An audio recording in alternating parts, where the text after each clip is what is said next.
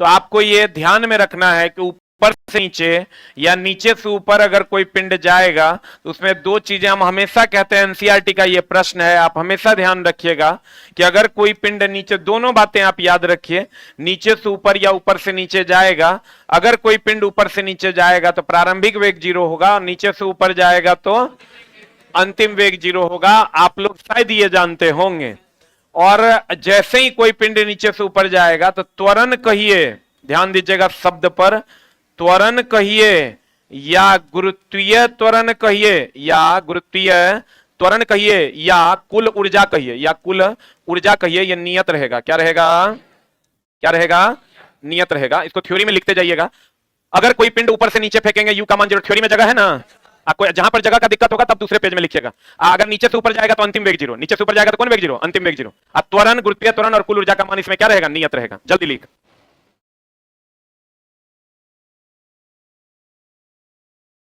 PDF का print उम्मीद करते हैं ऑनलाइन वाले छात्र निकाल लिए होंगे।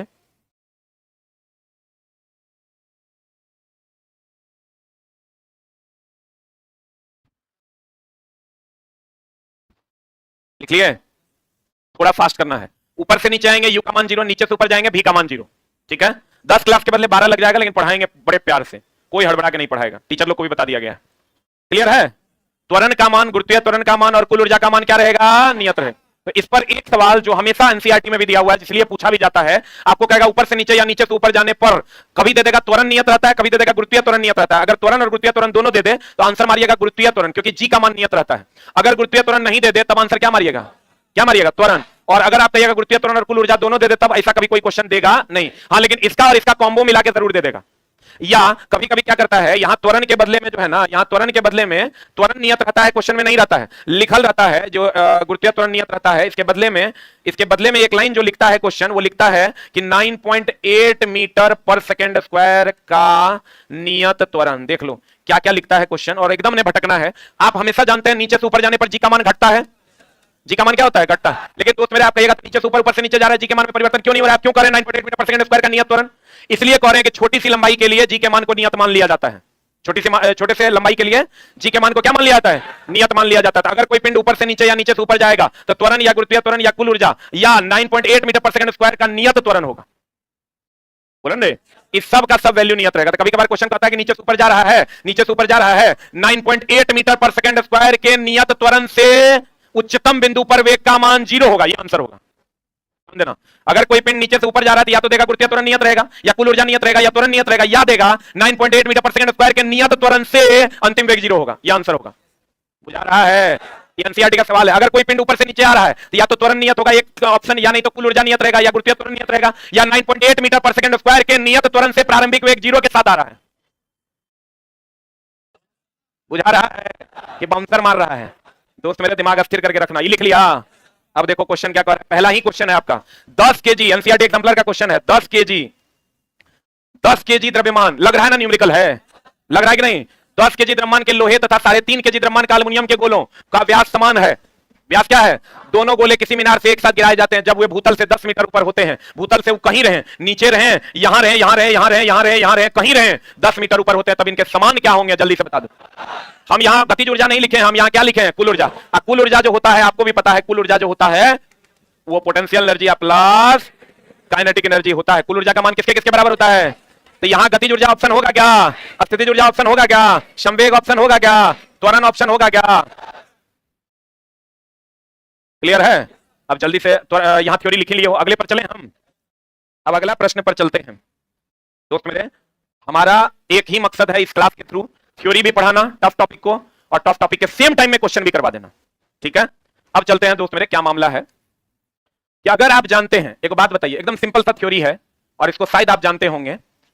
बंदूक मास, ये तो सबको पता होगा, ये न्यूमेरिकल mg vg बराबर माइनस ऑफ mb vb, पता है कि नहीं पता है? कल भी आया था टेस्ट में, और उम्मीद करते हैं कि आप इसको जरूर बनाए होंगे। हमेशा ये टेस्ट में इसलिए आता है कि हमेशा ये क्वेश्चन पूछा जाता है। अब लेकिन इसका एक क्वेश्चन हमको ये बताइए कि वेग किसका कम होगा? बंदूक का velocity of the gun is less या velocity of the bullet is less? किसका वेग कम होगा? हाँ, गन का वेग पीछे हटने का कम होता है और बंदूक के आगे हटने, गोली के आगे चलने का वेग ज्यादा होता है। देखो बात बताइए, तो सबको पता है गोली का वेग ज्यादा होता है, उतने तेजी से अगर बंदूक पीछे हटेगा तो आदमियों ने मर जाएगा रे। तो अगर इसका वेग कम होता है क्योंकि इसका द्रव्यमान ज्यादा होता है, इसका वेग ज्यादा होता है क्योंकि इसका द्रव्यमान कम होता है। प्यारे बच्चों, इससे आपने क्या सीखा?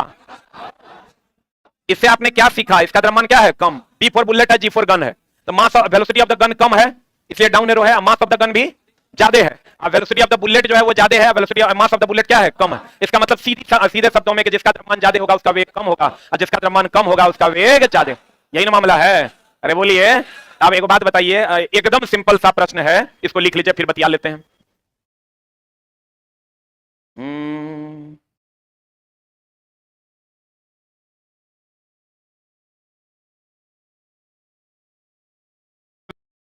का वेग जो है वो कम होता है पीछे हटने का, क्योंकि उसका द्रव्यमान क्या है? ज्यादा।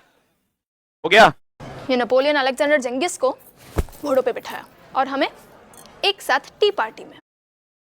ग्राम द्रव्यमान की दो इस्पात की गेंद की गतिज ऊर्जा समान है, यदि संभावना हो तो कौन सी गेंद तेजी से गति करेगी? 5 किलोग्राम की कि 10 किलोग्राम?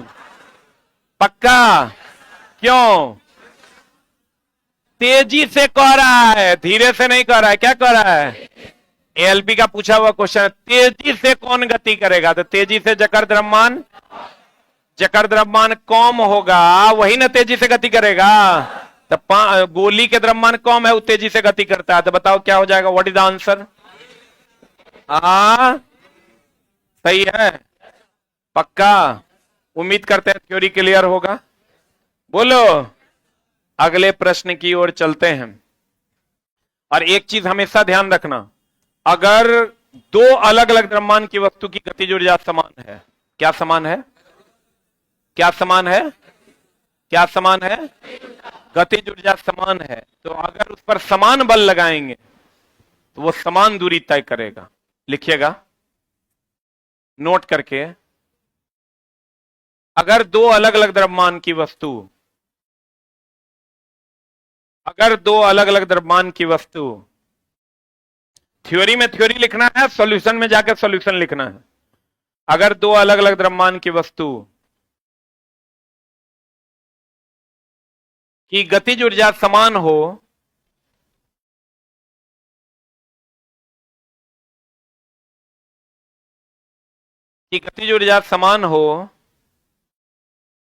और उस पर समान बल लगाया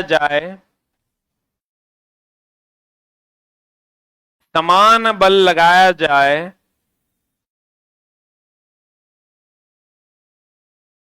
तो रुकने से पहले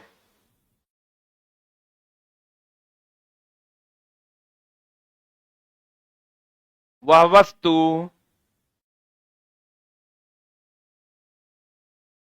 समान दूरी तय करेगा।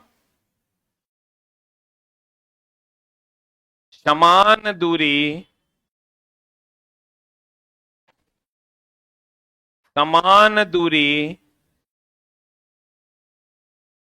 तय करेगा।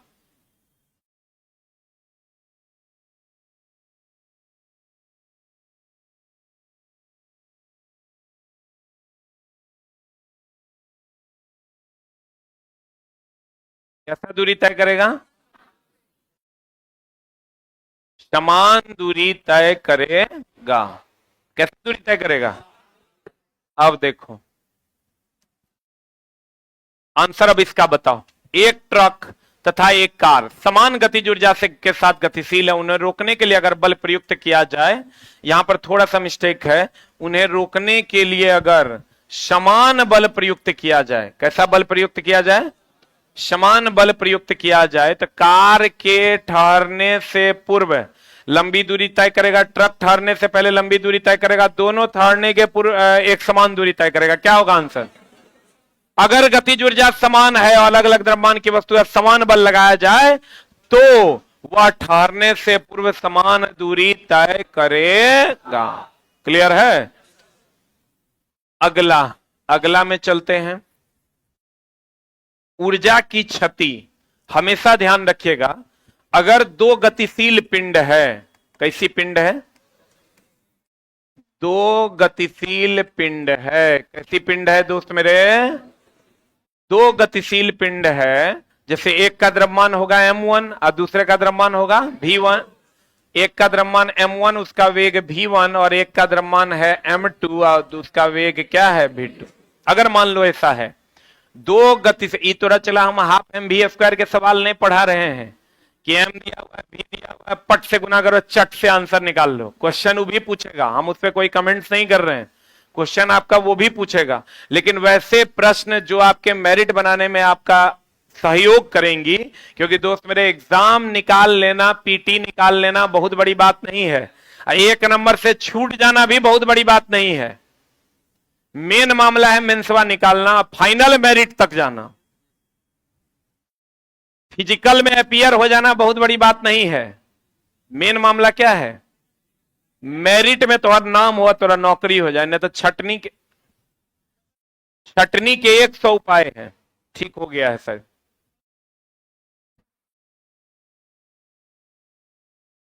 छटनी के 100 उपाय है, या तो तुरा पीटी में छांट देगा 1 नंबर से, और ना तो तुरा मेंसवा में छांट देगा। जकर खाली पीटी है तो कोनो न कोनो चीज में आगे जाके अगर तुम्हारा नंबर कम रहेगा तो छटने की संभावना प्रबल है। लोग कहते हैं कि क्वेश्चन पढ़ने से रिजल्ट होता है, हमको ऐसा लगता है कि 5 अच्छे क्वेश्चन पढ़ने से रिजल्ट होता है, और मतलब नौकरी होता है। रिजल्ट क्वेश्चन पढ़ने से होता है, लेकिन नौकरी जो होता है ना वो 5 अच्छे प्रश्नों को पढ़ने से होता है। ये बात आप हमेशा ध्यान रखिएगा। नौकरी लेना और रिजल्ट लेना दोनों अलग अलग बातें हैं। इसमें बहुत सारा बच्चा ऐसा होगा जो मेरिट से कहीं ना कहीं से छटा होगा। एक बार हाथ खड़ा करो, कौन कौन है? बहुत ऐसे बच्चे हैं और एकदम क्लोजली छटे होंगे, तो वो काम आपके साथ ना हो, आपको फिर से ना बैठना पड़े 5 साल तक, उसी का उपाय लगा रहे हैं। नौकरी 5 अच्छे प्रश्नों को पढ़ने से ही होता है, ये बात हमेशा आप ध्यान रखिएगा। हम बात कर रहे थे अगर 2 गतिशील पिंड है और अगर टक्कर हो गया, क्या हो गया दोस्त मेरे?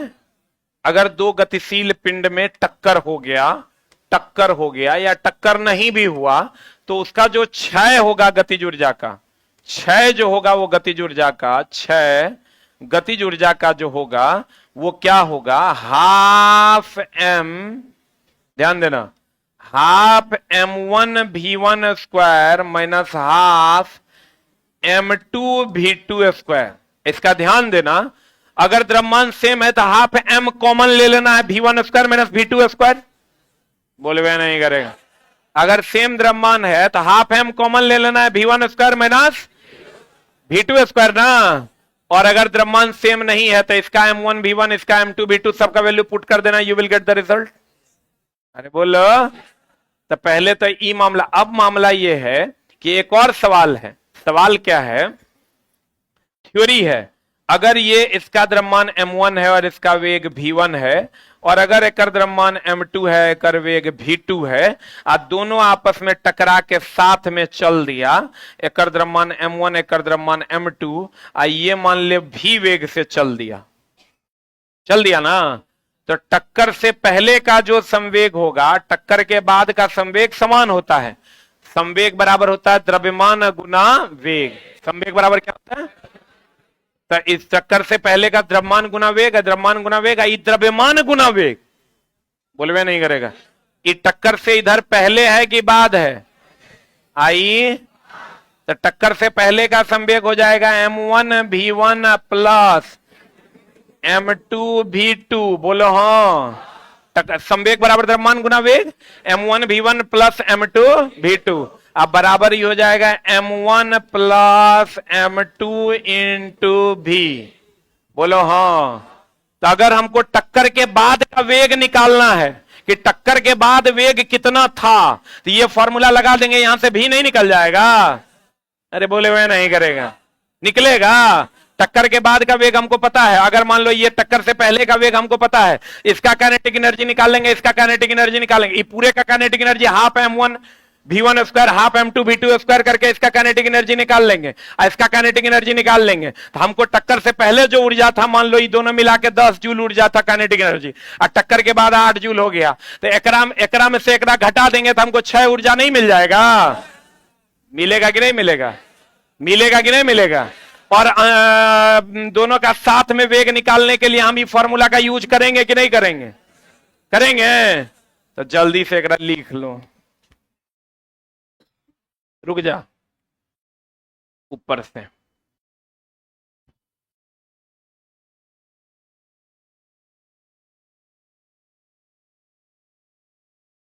जल्दी लिख। सारे टीचर का टाइम चला फिक्स है, कल से एग्जैक्ट 9 बजे लाइव हो जाएगा। 9 से 9:45 मेरा है, 9:45 से 10:30 गौरव सर, 10:30 से 11:15 रोशन सर। और तीनों कंटेंट हम पूरी टीम के साथ और सभी टीचर के साथ मिलकर बनाए। और जो जो इंस्ट्रक्शंस हम दिए हैं, फ्री में क्लास मिल रहा है दोस्त मेरे, जरूर कर लो। हम बार बार कहते हैं पेड कोर्स कहीं और खरीदो, अब फ्री वाला क्लास हमारा चैनल पे आके कर लो, इतना तो कर ही सकता है तुम।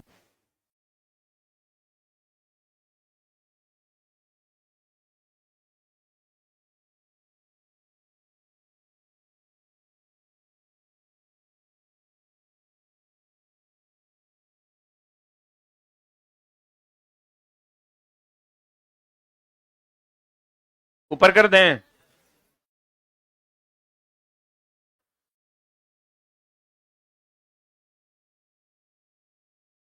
हम आपको कोई जोर भी नहीं दे रहे हैं, हम अपने पहले थ्योरी पढ़ाएंगे और तब क्वेश्चन करवाएंगे, ठीक है। भारी लगे तो समझ लो तुम मेहनत कर रहा है, और नहीं तो बल का सैमा तक न्यूटन पढ़ो, तब 5 साल और लगेगा। एकदम दिमाग में चला एडजस्ट कर लो। 5 अच्छे प्रश्न ही नौकरी दिलवाते हैं मात्र, नहीं तो फिर पंचवर्षीय में चले जाओगे। अरे हो गया।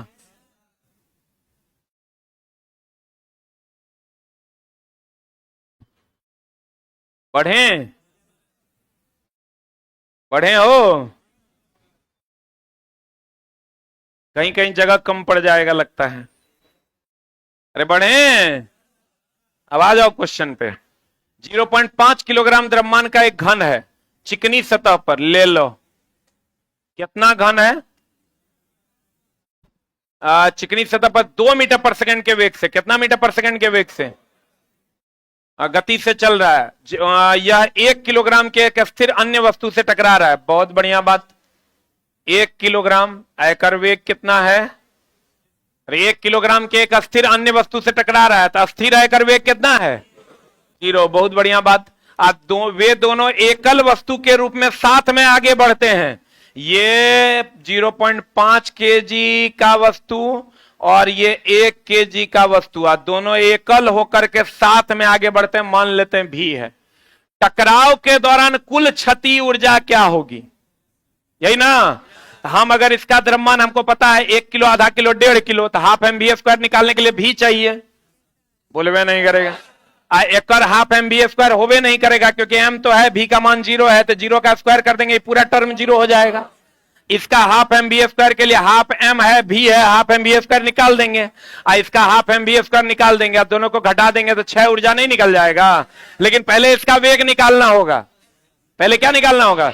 अब वेग निकालने के लिए हमको क्या फॉर्मूला लगाना होगा। टक्कर से पहले का संवेग बराबर टक्कर के बाद का संवेग। टक्कर से पहले का संवेग 0.5 गुना 2 प्लस, ये तो 0 न हो जाएगा, 0 बराबर टक्कर के बाद का संवेग कितना, 0.5 गुना 1 इंटू भी का मान देखो कितना आता है, 5 दूनी 10, 1 आई हो जाएगा 0.5। यहां प्लस हो जाएगा, ये हो जाएगा 1.5 किलो, तो 1.5 किलो रे 1.5। तो यहां से भी का मान कितना हो जाएगा बता, 1 5 दूनी 10 ना, 1 का बट्टा 1.5 1.5, पॉइंट उड़ोगे 10, 5 दूनी 10, अब 5 तिया 15, 2/3 मीटर पर सेकंड होगा। अरे बोलो। अब एकड़ गतिज ऊर्जा निकाल लो, एकड़ गतिज ऊर्जा निकाल लो, आप दोनों को घटा दो, आंसर आ जाएगा। बोलो। किसी को किसी में से घटाओ, कोई दिक्कत नहीं है, माइनस साइन नहीं होगा, खाली माइनस साइन नहीं होगा। 1 मिनट होल्ड डाउन।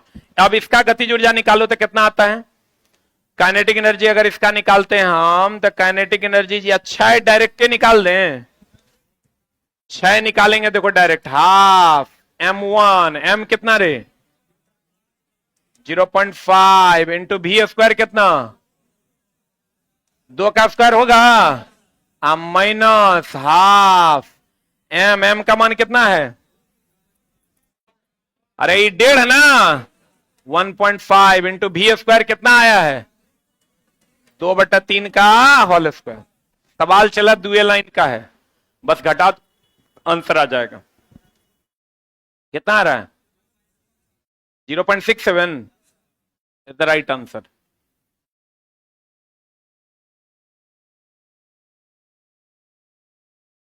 जल्दी लीक।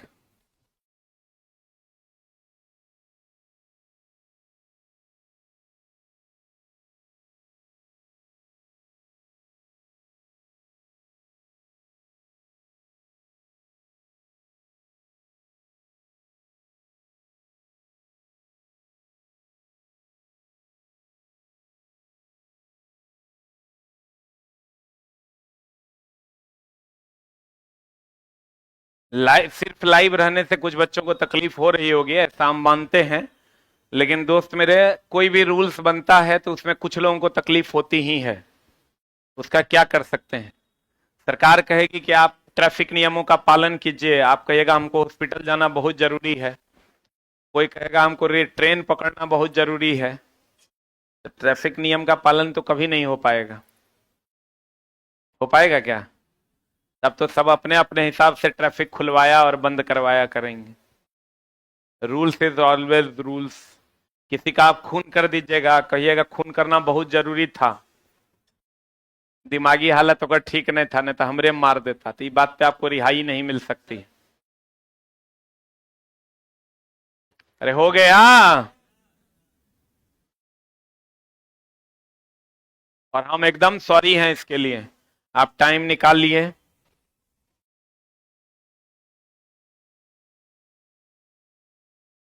और एग्जैक्ट 9:02 में लाइव हो जाएगा।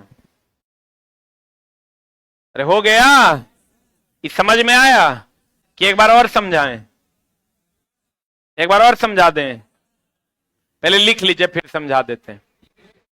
लिख लिए ना, इस पर ऐसा नहीं है कि यही एक वो सवाल है, ऐसे ऐसे बहुत सारे सवाल हैं। देखो हम आपको कह रहे हैं कि दो गतिशील पिंड है, अगर एक m1 है और एक v1 है, और एक m2 है और एक v2 है, दोनों टक्कर के बाद अगर साथ ही साथ चलने लगती है, तो अगर क्षय गतिज ऊर्जा कहिएगा तो पहले अंतिम गतिज ऊर्जा माइनस प्रारंभिक गतिज ऊर्जा, आप घटा दीजिए, आपका काम हो जाएगा। अगर दोनों साथ साथ चल रहा है तो टक्कर से पहले का संवेग टक्कर के बाद का संवेग, यानी m1 v1 plus m2 v2 बराबर m1 प्लस m2 इंटू भी से आप जब दोनों साथ साथ चलने लगेगा तो भी का मान निकाल पाइए, बोलो हाँ।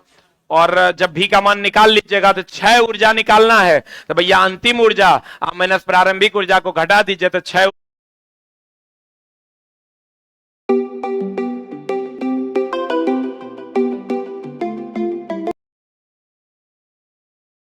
निकल जाएगा। एक क्वेश्चन लिखिएगा, अगर किसी वस्तु का द्रव्यमान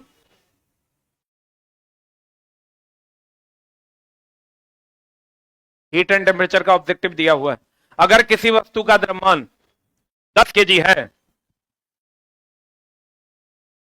अगर किसी वस्तु का द्रव्यमान 10 केजी है और उस पर एक बल आरोपित होता है, उस पर एक बल आरोपित होता है, उस पर एक बल आरोपित होता है और उस वस्तु का वेग 10 मीटर पर सेकंड से 20 मीटर पर सेकंड हो जाता है,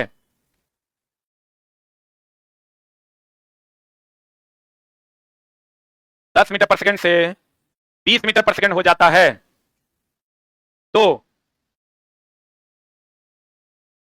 क्षय ऊर्जा का मान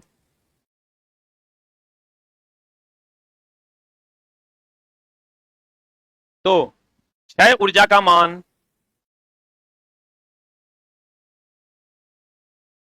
क्या होगा, तो क्षय ऊर्जा का मान क्या होगा, बना दीजिएगा। देखो यहां कोई वस्तु है कितना केजी का, 10 केजी का, ओकर वेग कितना है, अरे कितना है, दूसरा वस्तु कितना का है, 20 केजी का, अरे दूसरे वस्तु का द्रव्यमान बताओ। अच्छा सेम वस्तु है, सेम वस्तु है, उस पर बल लगा रहे हैं ना, और उसका वेग कितना हो जाता है 30 मीटर पर सेकंड। क्या लगा रहे हैं, बल लगा रहे हैं ना। बोले मैं नहीं करेगा। तो गतिज ऊर्जा में क्षय निकालने के लिए कह रहा है, बताइए कैसे निकालिएगा। एक और गतिज ऊर्जा निकाल दीजिए, एक और गतिज ऊर्जा निकाल दीजिए, दोनों को घटा दीजिए, बड़का में छोटा को। बोले मैं नहीं करेगा। क्षय ऊर्जा का मान बराबर हाफ एम का मान ले लो, कितना 10। इतना हाफ एम कॉमन है ना रे। अगर हाफ ये फॉर्मूला अगर हम लगाते हैं, हाफ m1 v1 का square minus half m2 v2 का स्क्वायर, और m कॉमन है यानी दोनों में समान है, तो हाफ m कॉमन ले लेंगे, v1 square minus v2 square नहीं हो जाएगा। अब आप अपने मन से पुट कीजिए, v1 का मान बड़ा लीजिएगा, v2 का मान छोटा लीजिएगा। हाफ m v1 स्क्वायर कितना 20 ले लें, अब माइनस कौन लग रहा है। कुछ लोगों का मानना होगा कि यहां 10 कहीं नहीं लिए, अरे बोलो 10 इसलिए नहीं लिए दोस्त मेरे कि क्षय ऊर्जा का मान कभी निगेटिव नहीं होगा। तब बता दो कितना हो जाएगा 400 माइनस 100, 300, 200, 150।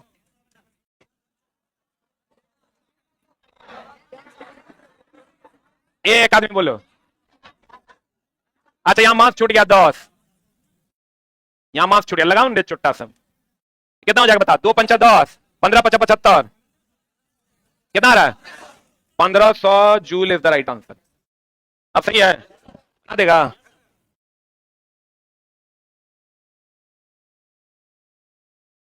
इतना सीरियस कंटेंट पढ़ा रहे हैं। अब वहां एक लड़का कहता है यूट्यूब पे, भाई मेरा एक बोल रहा है कि क्या एग्जाम का डेट निकल गया है, क्या फलना हो गया है। यार कौन सा स्टूडेंट है भाई तू, पढ़ाई पे ध्यान देना, एग्जाम का डेट निकलेगा तो घिना जाएगा। ऐसा थोड़े है कि एक आदमी को पता चलेगा सबको पता नहीं चलेगा। डेट निकल जाएगा, निकल जाएगा, जाके एग्जाम दे देना है, अभी पढ़ाई पे ध्यान दे। हो गया, अरे हुआ कि नहीं हुआ। Half m v1 square minus half m v2 square, बोले मैं नहीं करेगा। Half m v1 square minus half m v2 square लगाएंगे, खट से रिजल्ट मिल जाएगा। बोलो हाँ, बोलो ना हाँ। तो क्षय ऊर्जा कैसे निकालना है समझ में आया। हम तुमको जो टफ सिचुएशन है वो भी बता दिए कि अगर दोनों साथ में चल देगा तब जो वेग निकालना होगा, तो यहां से ये फॉर्मूला से वेग निकाल लेंगे, और तब अंतिम में से प्रारंभिक को घटा देंगे तो क्षय ऊर्जा नहीं मिल जाएगा। नहीं मिलेगा, मिलेगा कि नहीं मिलेगा। तो क्षय ऊर्जा या तो ऐसे मिल जाएगा, या नहीं तो ऐसा क्वेश्चन जो तुमको दिया हुआ है कि एक द्रव्यमान है जिस पर F बल लग रहा है, उसका वेग 10 मीटर पर सेकंड से 20 मीटर पर सेकंड हो गया, तो अंतिम गतिज ऊर्जा में से प्रारंभिक गतिज ऊर्जा को घटा देना है, या ज्यादा गतिज ऊर्जा में से कम गतिज ऊर्जा को घटा देना। You will get your answer. Is that clear और नॉट क्लियर है, बोलो ना रे। नहीं समझ में आया, आया पक्का, अरे बोलो। क्षय गतिज ऊर्जा निकाल लोगे, अगर कोई वस्तु नीचे से ऊपर जाएगा, ऊपर से नीचे जाएगा, कुल ऊर्जा और त्वरण का मान नियत रहेगा। ये ऑलरेडी हम पहले से तुमको बताए हुए थे, ऑलरेडी तुम पहले से जानता भी था, लेकिन अब नया चीज तुम ये जानो कि अगर त्वरण नहीं देके 9.8 मीटर पर सेकंड स्क्वायर दे दे तो वो भी। एस्ट्रोटॉक के सीईओ पुनीत गुप्ता ने घोषणा की थी कि अगर वो 200 करोड़ रुपए की फंडिंग जुटा सही हो, क्योंकि 9.8 का अप्रॉक्स मान कितना होता है, तो 9.8 का अप्रॉक्स मान कितना होता है 10। क्लियर है, अरे बोलो 9.8 का अप्रॉक्स मान कितना होता है 10 होता है। जकर द्रव्यमान कम होगा होकर वेग ज्यादा, और जकर द्रव्यमान ज्यादा होगा होकर वेग कम, इसीलिए तो बंदूक का द्रव्यमान ज्यादा है तो होकर वेग कम होता है, और गोली का द्रव्यमान कम है तो होकर वेग ज्यादा होता है। बोलो हाँ, बोलो हाँ, क्लियर है, बोलो रे। 9 बज के हो गया 46 मिनट और हमारी कक्षा हो गई समाप्त। ठीक है, सब्जेक्ट रखे हैं, एगो साइंस, एगो मैथ, एगो क्या रीजनिंग। साइंस मैथ रीजनिंग में तीनों का कंटेंट हम लगभग चलाई अनाउंसमेंट कितना दिन से कर रहे हैं, 1.5 महीना से कर रहे थे। तो हम चाहते तो एक दिन में 100 क्वेश्चन सेलेक्ट करना, कितना देर का काम है, मेरे पास तो सॉफ्टवेयर भी है। तुम हमको बताओगे 100 क्वेश्चन सेलेक्ट करना, हम 5 से 10 मिनट में सेलेक्ट करके थोड़ा दे देंगे। 5 मिनट बहुत हो गया, टीम को बोलेंगे 100 क्वेश्चन आ जाएगा मेरे पास। लेकिन हमने इसके लिए समय लिया, शिक्षकों को भी समय दिया, टीम को भी समय दिया कि तुम समय ले लो, लेकिन जिस विश्वास के साथ बच्चा हमसे जुड़ेगा पढ़ने, वो विश्वास कायम रहे, ताकि बच्चा ये ना कहे कि सर से जुड़े और मटेरियल तो कैसा था पते नहीं चला, धो की पढ़ा दिए, ये तो हम ऑलरेडी जानते थे, या इसका ये तो पूछवे नहीं करेगा, या तो ये कभी पूछवे नहीं किया है, ऐसी टाइप की कोई भी भ्रांतियां नहीं फैले। इसलिए मैथ का भी मटेरियल टाइम लेके बनवाए हैं, रीजनिंग का भी मटेरियल टाइम लेके बनवाए हैं। आप मैथ, रीजनिंग, साइंस आप जिस भी टीचर से पढ़ते हो, एक बार आप ये टीचर छोड़िए, ये कंटेंट पढ़ के देखिए, आप विश्वास कीजिए आपको बहुत ज्यादा फायदा होगा। कोई फीस हम आपसे मांग नहीं रहे हैं, प्रॉपर वे में ये फेज 1 कंप्लीट फ्री है, फेज 2 भी फ्री रहेगा और फेज 3 भी फ्री रहेगा, लेकिन अलग अलग फेजेज में अलग अलग चीजें आएंगी, ठीक है। और ये बच्चों के लिए हम इसलिए कर रहे हैं कि रेलवे में चला, जिसको भी नौकरी लगेगा तो वो बच्चा हमको इसीलिए याद करेगा कि हम उसके लिए कुछ एक्स्ट्रा करेंगे, और नहीं करेंगे तो पता चला बच्चा कहेगा खाली पैसा ले लिया, नौकरी नहीं लगवाए। और लाइव इसलिए रखे हैं कि आप अपने रूटीन को मेंटेन कर सके। क्लियर? तो दोस्त मेरे, मैथ और रीजनिंग का जो कंटेंट हमने बनवाया है आप उसको पढ़ के देखिए। आपको कहीं भी मैथ, रीजनिंग, साइंस आप पढ़े हो, एक बार ये कंटेंट पढ़ के देखिए, आपको अच्छा लगेगा, ठीक है। एक छोटा सा